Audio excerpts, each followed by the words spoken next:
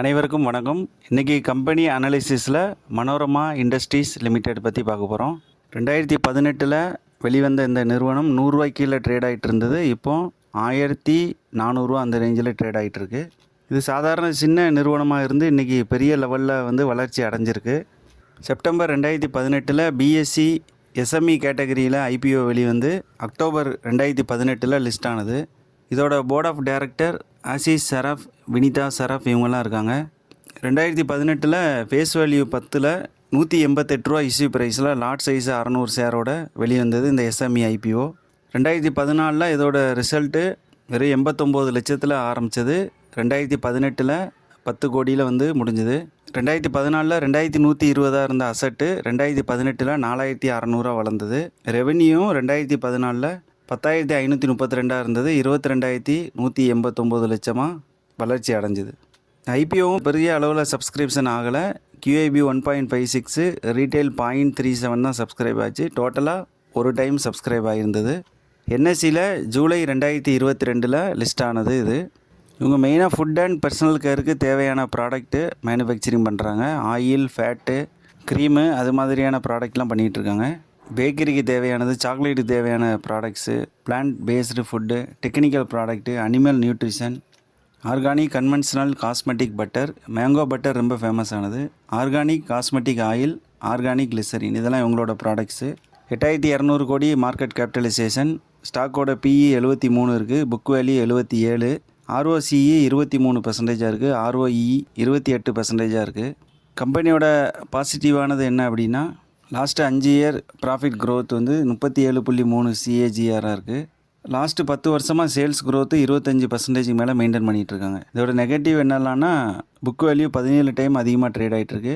Last குவார்ட்டரில் promoter holding 2% degrees ஆகிருக்கு. டெப்டார் days 36 48 நாளாக அதிகமாகிருக்கு. Manorama industries மாதிரி சிமிலராக இருக்கக்கூடிய company EID Parry, Criswell foods, Freshara agro, Sri Ahimsa, Proventus agro, megastar foods.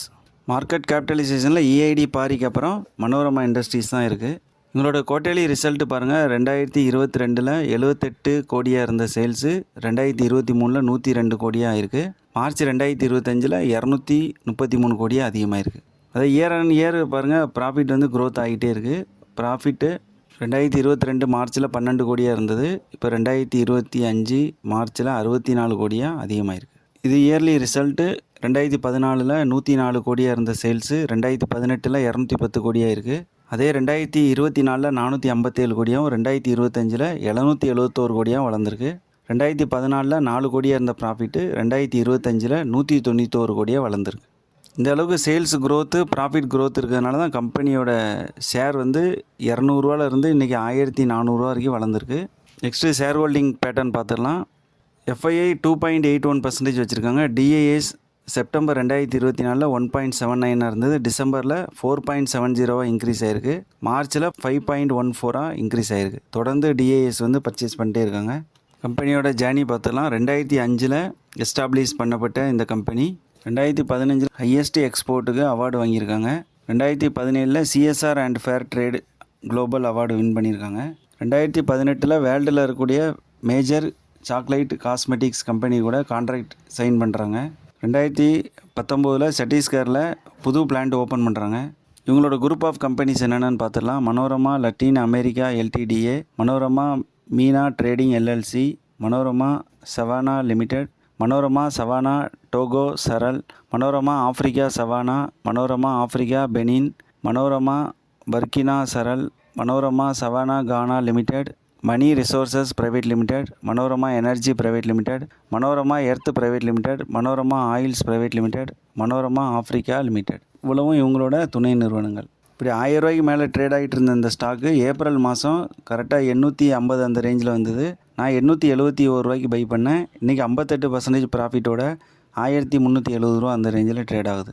அதனால் எப்போவுமே இந்த மாதிரி நல்ல ஸ்டாக் நம்ம வாட்ச் லிஸ்ட்டில் ஆட் பண்ணி வச்சுக்கணும். ஒரு நல்ல வாய்ப்பு வரும்போது கரெக்டாக நம்ம அந்த இடத்துல பை பண்ணிடணும்.